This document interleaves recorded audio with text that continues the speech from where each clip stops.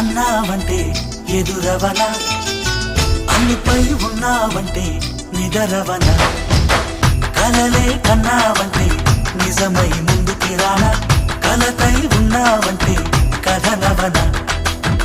అమ్మలో ఉండే సగం అక్షరం నేనే, నాన్నలో రెండో సగం లక్షణం నేనే.